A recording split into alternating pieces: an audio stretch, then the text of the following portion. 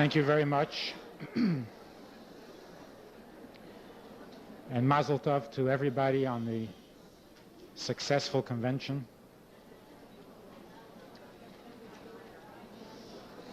Just to start with a little trivia. It'll get better.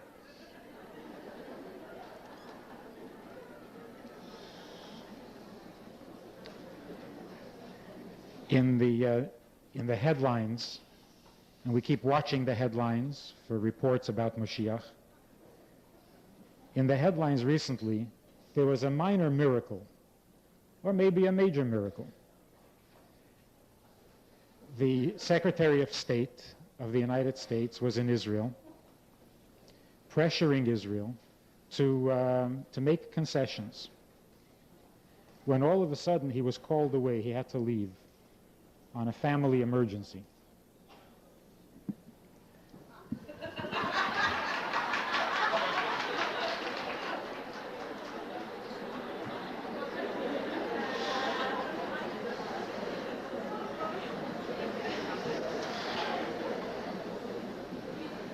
There's an interesting story in Gemara that says that Goliath,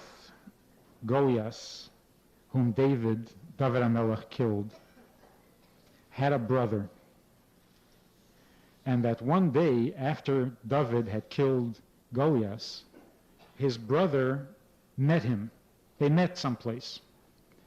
And the brother said, "Aha, you're the one who killed my brother." And it seems that size and strength ran in the family. So the brother was also a gesunter Chaverman, and he took David HaMelech. And the Gemara says that he threw him into an olive press. And he put the big stone on top of him, and he sat down on the stone. So a miracle happened, and the earth under David HaMelech opened up, and he was covered, he was saved by the fact that he was lower than the rest of the ground, and the weight was not on him. But he couldn't get up because he was sitting on him. All of a sudden, somebody came and told Goliath's brother that his mother had died. So he got up and left, and David HaMelech was able to get out. Now, without the headline in the recent papers, the story it's a strange story. I mean, he wants to kill him. There are ways to put him in a press and sit on him. What is this? This is a modern Maisa. But now that we have the headline in the papers, now we understand the story. He was pressing him for concessions.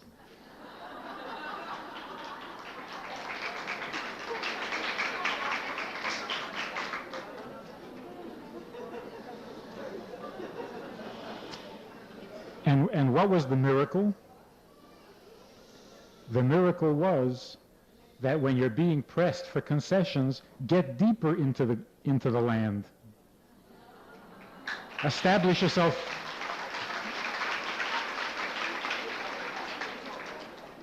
Patriotic spirit here is very.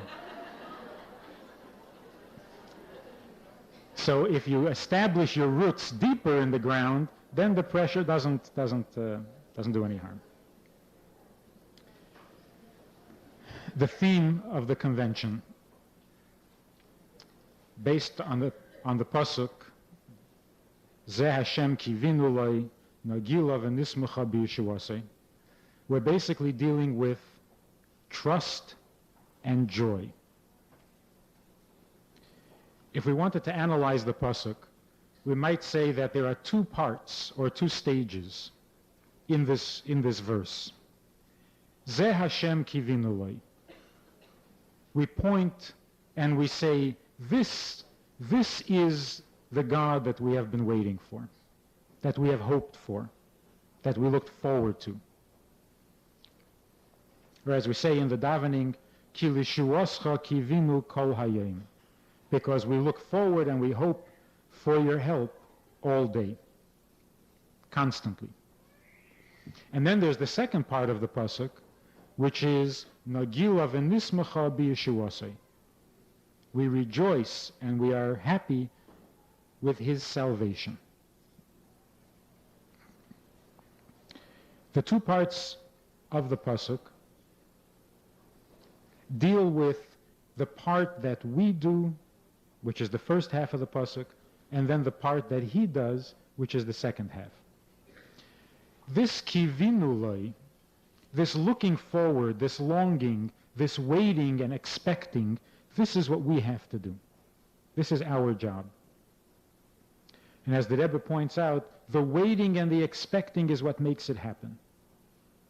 So we contribute towards the coming of the Yeshua by looking forward, by saying Ad Mosai. Then there's the second half, Nagila v'nismacha b'Yeshuasei. We will rejoice with his salvation. That's the part that he does. The Rebbe spoke yesterday about the klal and the prat. That in all things, in every part of life, there is the initial principle and then the details. The principle itself is indivisible. It includes everything, but has no parts. It is essential.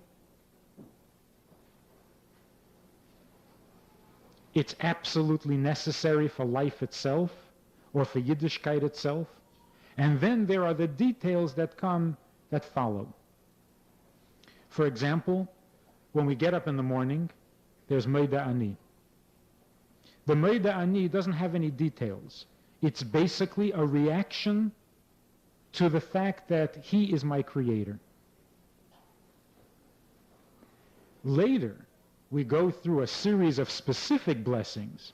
We thank God for our health, and we thank God for our strength, and we thank God for our clothing, and for the world that he created for us, and so on and so forth. In a home, the Rebbe said, in a dira, referring to the dira b'tachtenim, to the home that we are supposed to create for God out of this world, there's also these two parts. There's the fact that a person without a home is not a person. It's not a life. But then, there's this kind of a home and there's that kind of a home. The house has to have details. It has to have walls and a floor and a ceiling. Even in our life, our very blood, there are two parts. There's the lifeblood, without which we do not live, and then there's the blood that gives life to the various parts of the body, the details. But that's obvious. I mean, that's simple. Everything starts with a geometric point, and then from there you get further development and other dimensions, and you get details, and the structure takes shape. The chiddush is, the challenge is, that we connect that which is the indivisible, essential nekuda with the details. When they go their separate ways, we have trouble. We have problems. Just an example.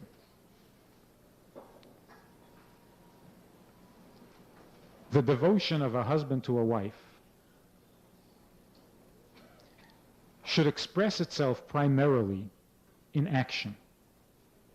Because in action, the Rebbe's theme, the Rebbe's slogan, Hamaisa hu ha'ikir, in action, what you do for another person is what connects you to that person more than your feelings and more than your thoughts.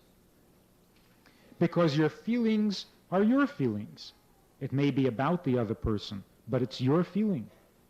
And your thoughts are certainly your thoughts. They may be about somebody else, but they're your thoughts. Whereas when you do something for me, then it's for me. Then you're really connected to me and to become one. But that's in action. However, there's a problem. Imagine a husband who is very devoted to his wife. And when she asks for something, when she needs something, he will consistently and loyally do what she wants. For example, if she says, you know, it would be very nice if we could go away for the weekend.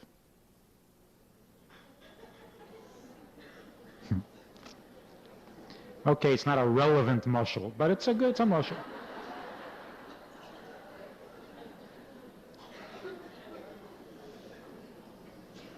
So if she says, I would really like to go away for a weekend, and he says, well, of course, but why just a weekend?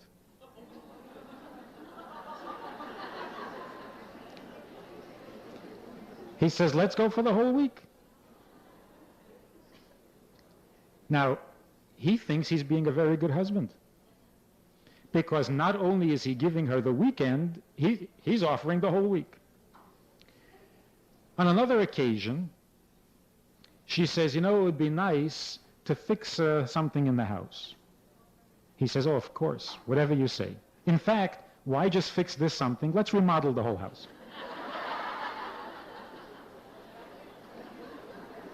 So again, he is being a wonderful husband. She says, you know, we're having a special dinner tonight. Why don't you bring home a rose? He says, why one rose? A dozen roses. Sounds like a really model husband, right? But it wouldn't be surprising if the wife is miserable,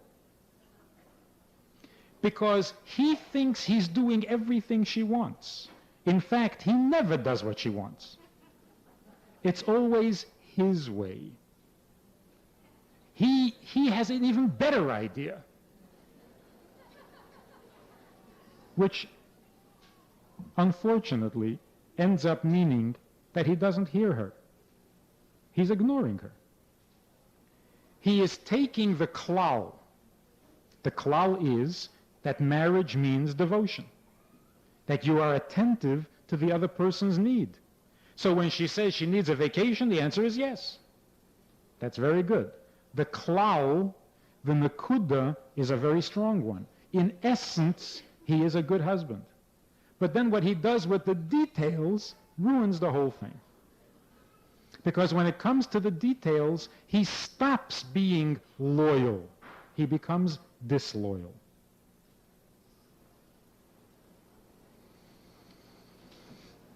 Here's another example. People are always asking about raising children. You hear a question, what do you do if your kid burns down the house? What do you do if your child is bigger than you and took over the running of the house and you're afraid to tell him anything? And so you read various books on child raising with advice, with gimmicks. This person says it works to make believe that you're really doing it. In the meantime, you get him to do what you want to do, and he doesn't realize it. Another one says you have to put your foot down, you have to make it clear, you'll punish them, you'll send them to their room, you'll take away their allowance and their privileges. Another person says bribe them, give them whatever they want.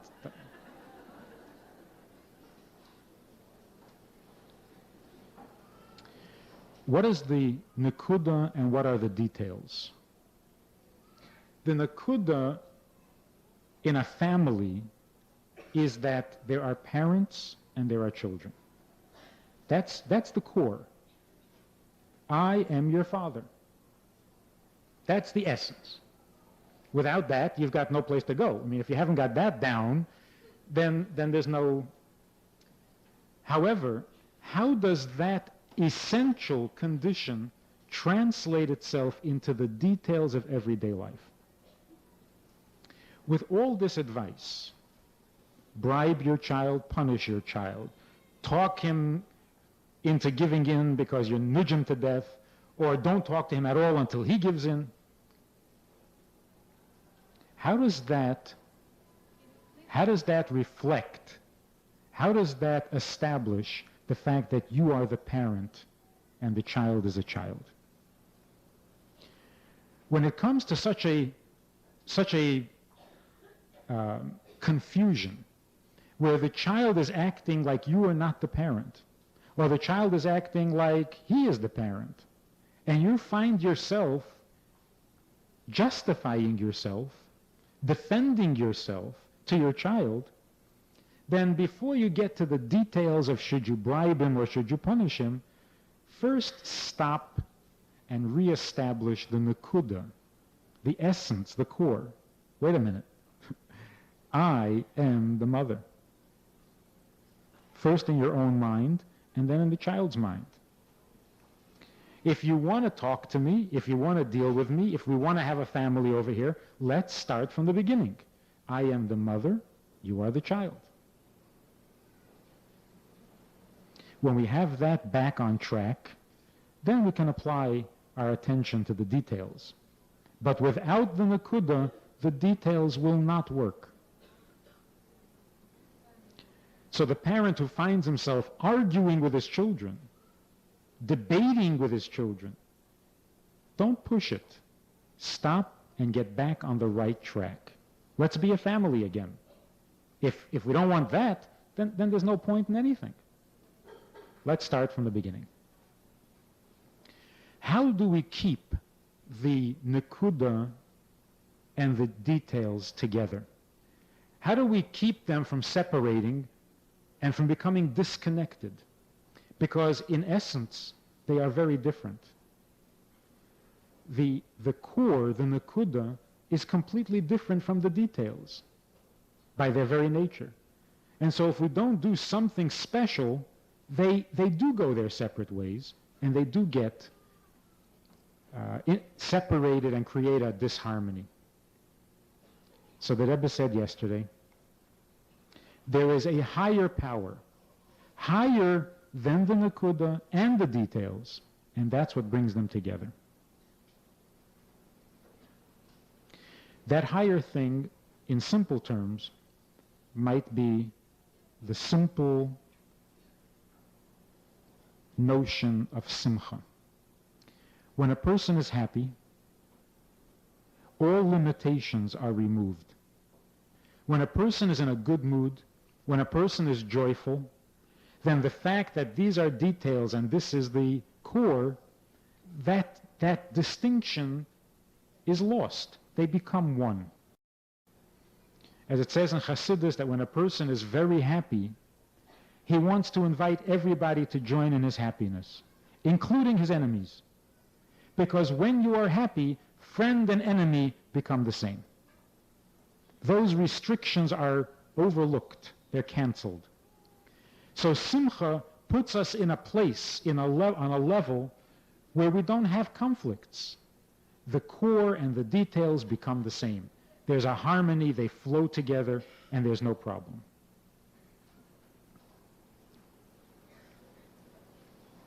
There was a stage, I think, where the emphasis was on Lishuoscha kivinu kol hayom. We look forward, we hope, we want, we need to have the Yeshua. We need to have Moshiach. And so we demanded it, we talked about it, we convinced our friends that Moshiach is in fact coming, he will come, he has to come. That was the stage of kivinu, the hope, the trust, the looking forward.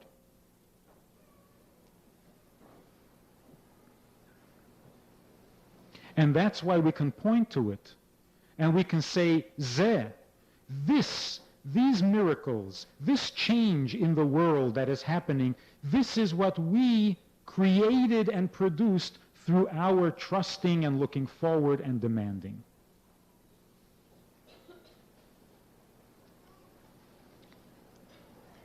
But it seems like we've entered the next stage. It's one thing to say, I need something to happen. I want something to happen. I trust it's going to happen. There's another thing, it's a completely different thing when it starts to happen. Now we're not talking future tense anymore. Now we're talking past tense. I noticed that yesterday it happened. I noticed last week that something happened. I notice it now, but it was last week that it happened. Looking back, I'm beginning to see that it's there, that it's happening. It's interesting how when the Rebbe speaks about Moshiach, he so often uses the past tense. He says, we're going to sit here, and all of a sudden we're going to realize that Mashiach is here. And all of a sudden we will find ourselves in Eretz Yisrael, and we will find ourselves together with those who are resurrected. Past tense. We will suddenly realize that it has happened, not that it's about to happen. If we look in the Rambam, where he describes the process of the coming of Mashiach, we get the same impression. If a melech arises, who is a scholar in all parts of Torah, who brings Jews back to Yiddishkeit, who fights God's battles, then we assume that he is Mashiach. I mean, how does that happen? How does an assumption come to be? Somebody gets up and says, let's assume? We hereby proclaim our assumption? No. A chazaka means that if somebody has been living in your house for 3 years, we assume it's his house. But a person cannot come along and say, I am moving into this house, I intend to live here for 3 years, so it's mine. No. If after the fact it turns out that you did indeed live there for 3 years and nobody challenged you, it must be your house. Then you have a chazaka, it's yours. A chazaka happens unintentionally almost. Nobody can make it happen. It happens by itself. If people behave a certain way, and that becomes the norm, and nobody challenges it, then that's it. Then it's done. Then it's the norm. So when we say that Mashiach will do this, and Mashiach will do that, and then it will be assumed that he is Mashiach. How will it be assumed? Because we will look back, and we will say, did you notice what was accomplished here? This has got to be Mashiach. So Mashiach coming is not an event that from a moment to moment, Mashiach was not here a moment ago, and the next moment he is here. It is a dawning on us. It dawns on us that he is here.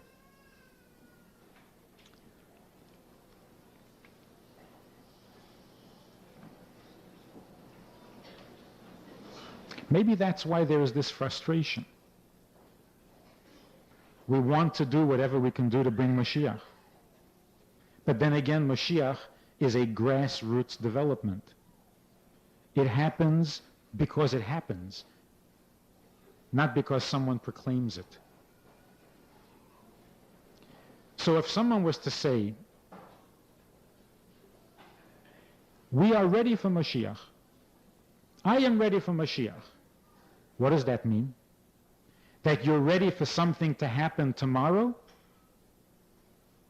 Then you're not ready. If you're ready for Mashiach, it means you're beginning to see that Mashiach has come, not that he is coming. In fact, that's true of all of Yiddishkeit. If you learn a little bit of Hasidus, you find out that from the time God created Adam and Chava and gave them mitzvahs, the process of Mashiach began. Every mitzvah that they did, and particularly once there was Har Sinai, Shavuos, and all the mitzvahs were given to us, Every mitzvah we did produces Mashiach. From the first moment. Which means that Mashiach is in the world, Mashiach is revealed in the world because we did those mitzvahs. Ma'aseinu v'avedosenu. What we do in the time of Golus not only prepares us for Mashiach, that is Mashiach. Mashiach means the time when the world will be holy, when godliness will be obvious. How does godliness become obvious? By our mitzvahs. Every mitzvah we fulfilled, every mitzvah that was ever performed from Adam and Eve on has brought Mashiach into the world. The coming of Mashiach means we see that he's there.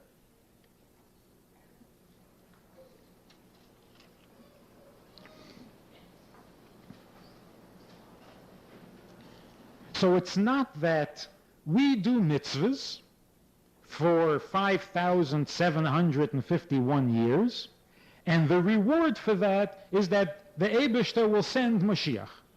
They're not two separate things. It's not like the farmer works very hard in the field, but what he gains from it is money, because he sells what he grows and he gets money. Then the reward is not the same as the job. But with Torah and mitzvahs, the mitzvah itself produces the reward. The reward is that godliness becomes obvious. The mitzvah is making godliness obvious. So when Mashiach comes, it will dawn on us that we have brought Mashiach into the world. That we have created a dira b'tachtonim, that we have created a home for God in this world.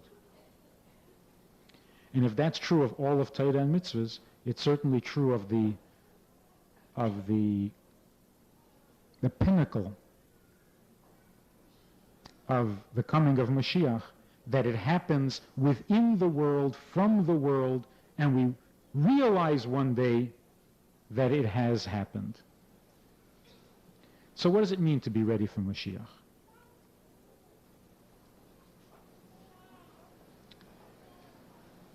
We all have this idea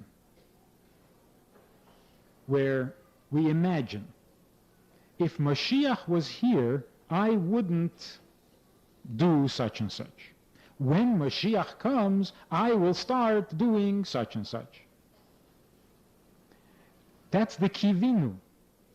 We look forward to Mashiach. What do we look forward? We have an image in our mind. When Mashiach comes, I will no longer have this problem. When Mashiach comes, I will start being better. And we look forward to this.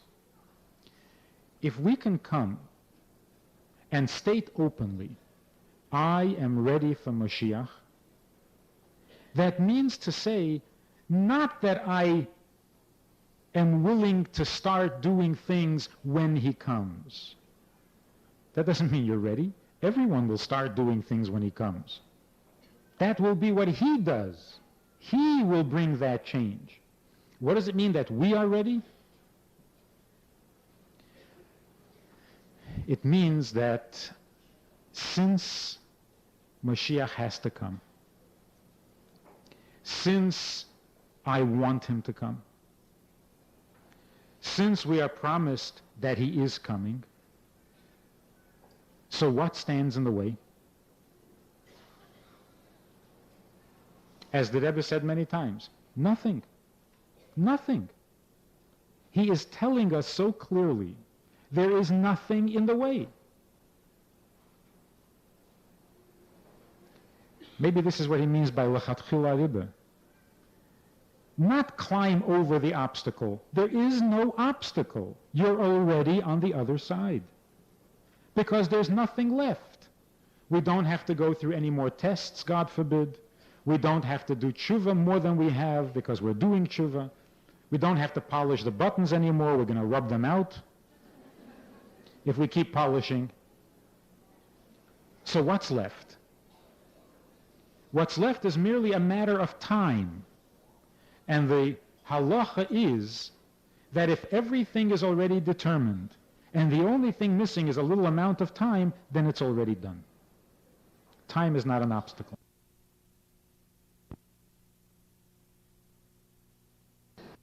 I know he's coming. I am confident that he is coming. I want him to come. Torah says he's going to come. The Rebbe says he is coming. So what am I waiting for? So what am I waiting for? And the Rebbe gave us one example of this. I think it was last Shabbos or 2 Shabbosim ago. He said, if Mashiach is this close, and you know that he's coming, and you have confidence, why do you still have daiges haparnasa? Why are you still worried about making a living? You know that when Moshiach comes, we won't have that problem. So, what are you waiting for? If to you Mashiach is so close, and you know that when Mashiach comes you won't have that worry, then stop worrying. Then start showing symptoms of Mashiach's being here. Stop worrying about the money. He didn't say quit your job.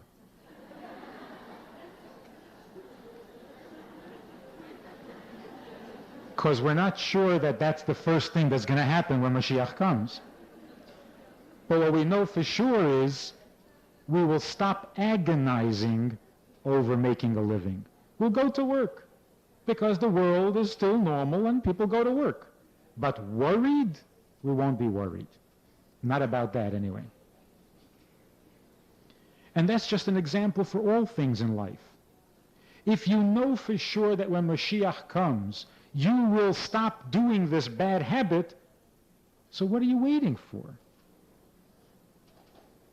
If we start acting like Mashiach is already here, if we start being Mashiach-dik, then we know that we're ready. So when the Rebbe says we have to shift into high gear, for years we've been saying Ad Mosai. For years we've been saying we believe in Mashiach, Ani Mamin, and we can't wait, and we want. Of course we want. And we want it with the emes. The Rebbe is not accusing us of a lack of faith. So when the Rebbe said, if you really wanted it, we don't really want it. Of course we do. But the Rebbe is talking about the next stage. There's wanting Mashiach to come, something in the future. And then there is having Mashiach. Because we start being Mashiach-dik.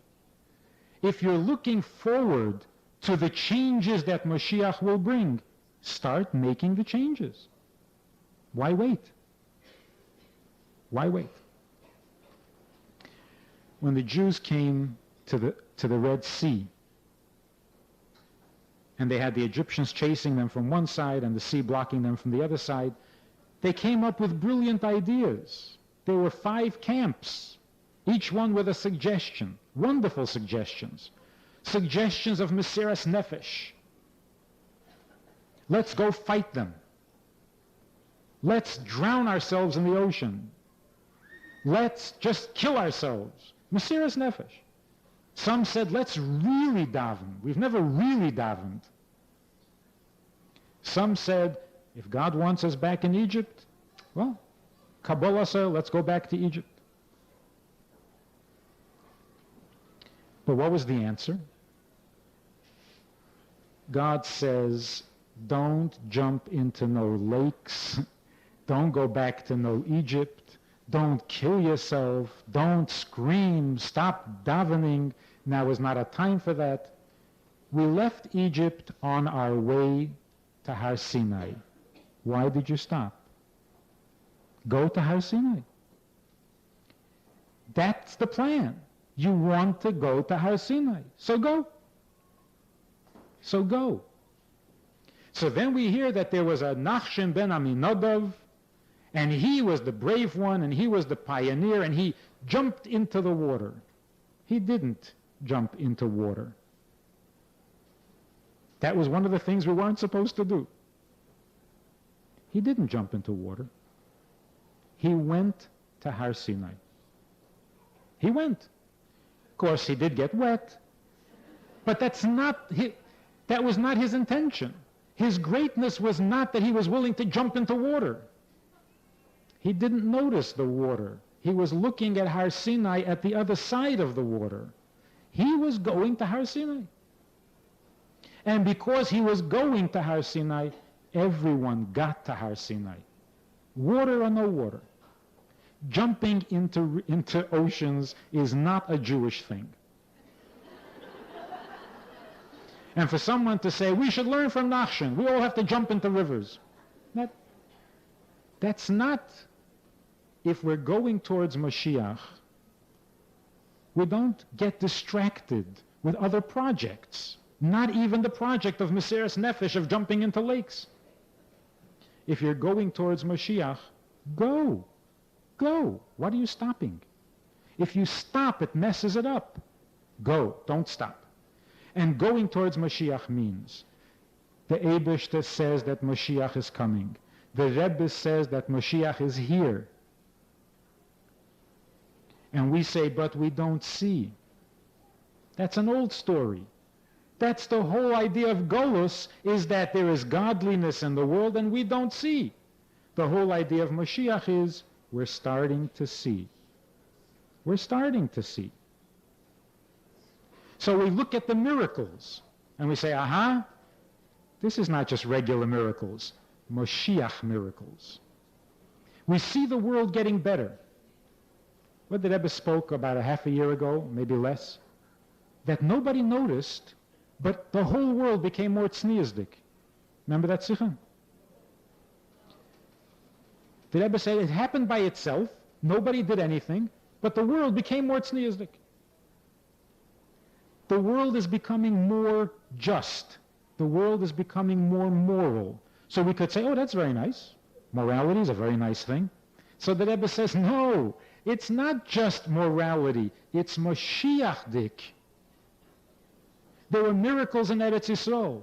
We are a people accustomed to miracles. The Rebbe says, don't you see? It's not just a miracle, it's a Moshiach miracle. And then when it comes to our Avodah, how we're supposed to behave, the same thing. The Rebbe says, you want to bring Mashiach? Learn Torah, do mitzvahs behidur. And people said, oh, come on, back to that again. That doesn't sound very encouraging. But the Rebbe wasn't saying back to that. The Rebbe was saying, if you're ready for Mashiach, then do what you're going to do best when he comes. What will you do when he comes?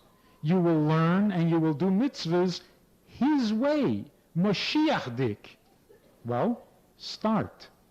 Do it. It's time. There's nothing to wait for. Mashiach doesn't come through a proclamation. Mashiach happens. When it happens to you, then Mashiach has come to you. When it happens to 10 of us, then Mashiach has come to a minyan. When it happens to all of us, then Mashiach has come to the whole world. Look to see the development of Mashiach. Look and see. So we've gone to the second stage now. Zeh Hashem kivinu loi, this we've accomplished. Mashiach has become a topic of conversation everywhere in the world. And you know, it doesn't really matter what they're saying. Because if you think about the miracle of the coming of Mashiach, the biggest miracle will be the time that we went from never talking about him to talking about him. That's the big breakthrough. After that, it's all downhill. Once you're talking already, so he comes and this one realizes, that one realizes, this changes, that changes. But the big breakthrough is when you go from 0 to 1. 0 is when nobody talked about Mashiach, except the Lubavitcher Rebbe.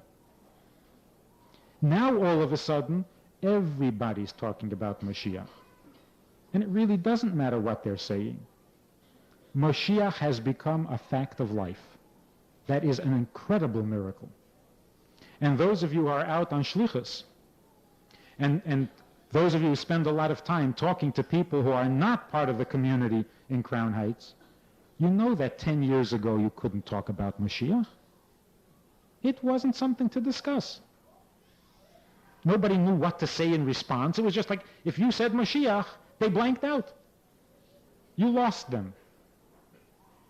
Today, if you say Mashiach, everybody wants to know, what do you mean? When? Who? How?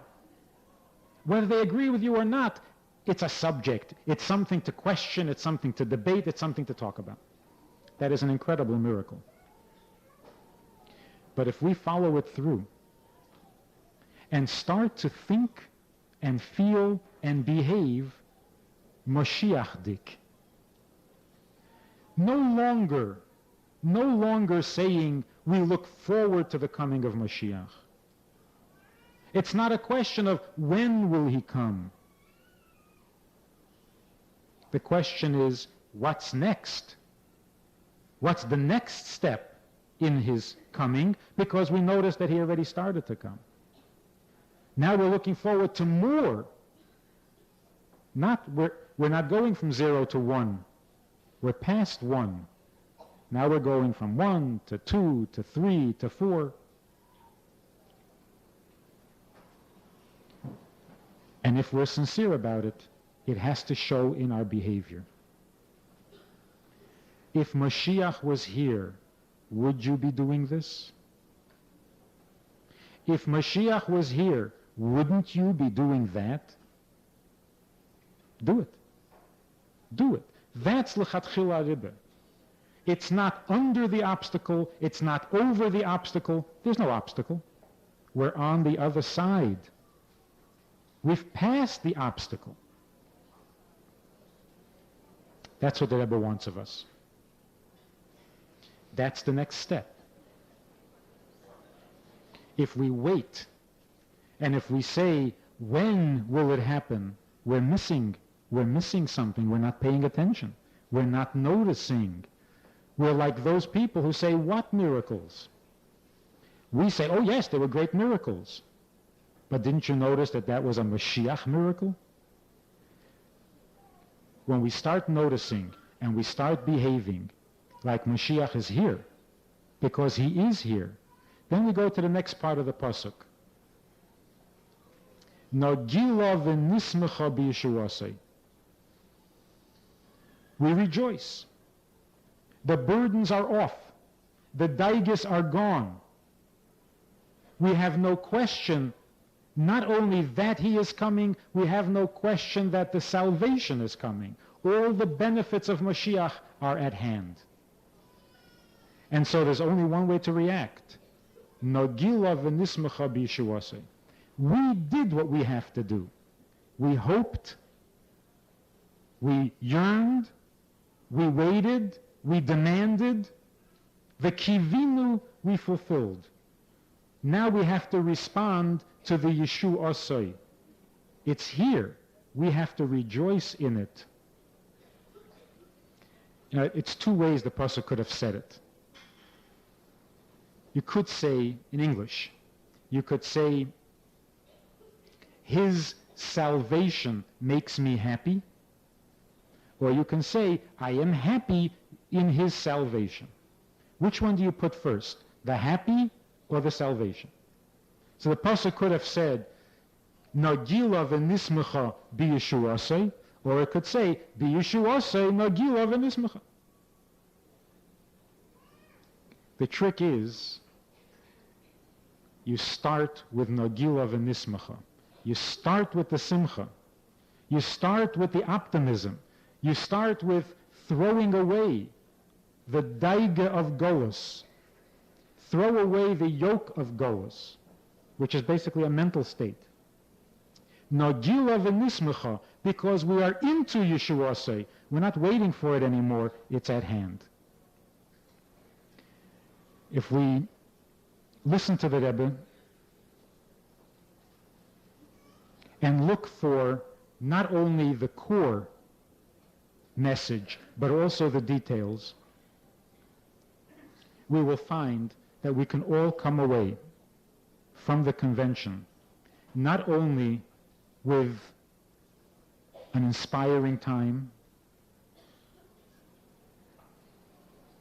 an educational time, a collective joy, a sharing of experience, but we can also come away with a yechidus, with a personal, private instruction from the Rebbe to the individual. Because if the Rebbe spoke yesterday that you have to connect the detail with the klal, then when he speaks to us as a klal, he doesn't forget to put in the details.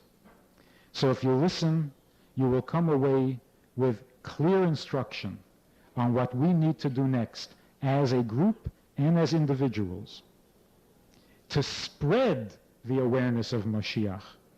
Because Nagila v'nismecha b'Yeshuasai, the Yeshuasai is here. It's up to us to rejoice with it. Thank you for listening.